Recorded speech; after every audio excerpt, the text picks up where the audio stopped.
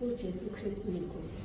Jesu Kristu inkosi. Jesu Kristu inkosi. Jesu Kristu inkosi. Jesu Kristu inkosi. Jesu Kristu inkosi. Ngibingelela umpostoli. Siliphakamise izwi ukuze ungene kulezi zinto lezi mama.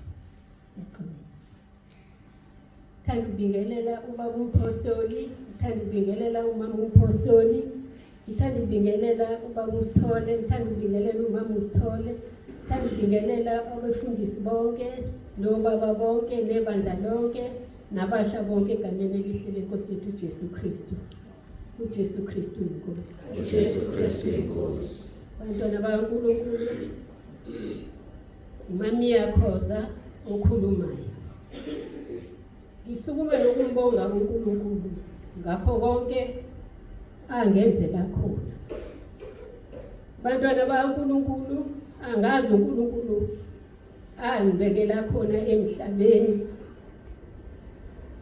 Kwizinto eziningi angidlulisela zona. Bantwana bakaNkulunkulu, ngaba ngisekho emhlabeni. Unika uNkulunkulu angiphephisa kukhona. NaseThekwini ngibanjwa igebengu cishe zaziwu7 mangabe ngaphosisi. Kodwa iphimbo likaNkulunkulu ngalizwa lingimemeza. Lithi phindele emuva. Ngangiqalaza ngiyakhula ubheka ukuthi ubalosho njalo. Lithi iphimbo phindele emuva. Laze lasho kathathu bantwana bakaNkulunkulu. uNkulunkulu uyisiphephelo sethu ngezikhathi zonke. Ngathi ngiqalaza ayangiboni umuntu. Kanti ngale nkathi ephinde okwesithathu kwasho ukuthi igebengu sezingifake phakathi sezingizungezile. Bantwana bakaNkulunkulu, uNkulunkulu wangilwela khona ngingamlalelanga ngoba ngizange ngimlalele. Ethi angiphindele emuva. Angimlalelanga uNkulunkulu, ngaqinisa ikhanda ngahamba. Laphinda iphimbo ngahamba. Laphinda okwesibili ngahamba. Laphinda okwesithathu base bengizungezile, sebengifake phakathi. Khona sengiphakathi akekho wangidumela ethi uyangibamba, ngigaxa isikhwanyana sami la. Ngeyikhathi kwakuwo9:30 kuya ko10 ekseni. Babe ngathi bashokwe ugesi. Izandla zonke beyibhekise phansi bonke. Cabanga ukuthi cishe ngahlala 10 minutes phakathi kwabo noma 15 minutes. Akekho ungidumela. Ngithe ngisamile njalo labuya iphimbo. Lathi phosi ihlonga la. Ngaliphosi ihlonga la.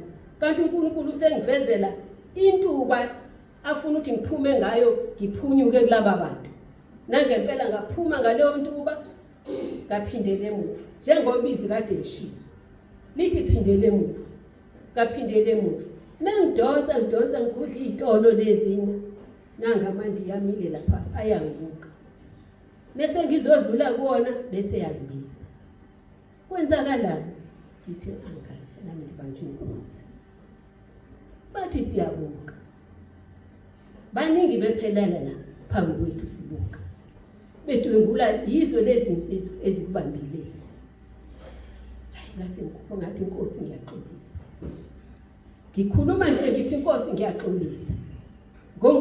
Ngongakulaleli ungibuyisa emlonyeni wengonyama isithi ingonyama iyangiqhokozela. Hayi ngase ngikhuphuka sengihamba.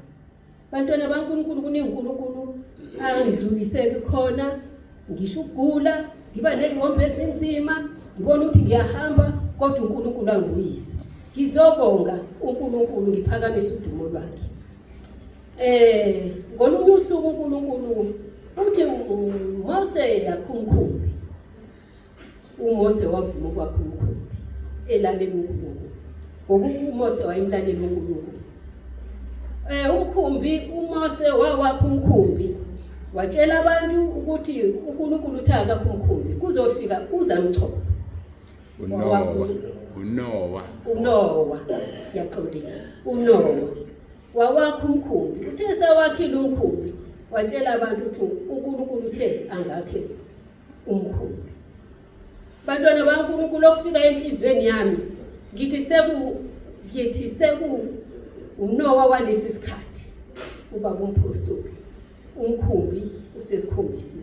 Dinga singene emkhumbini wakhe. Yaxolisa uJesu Kristu inkosi. Jesu Kristu inkosi.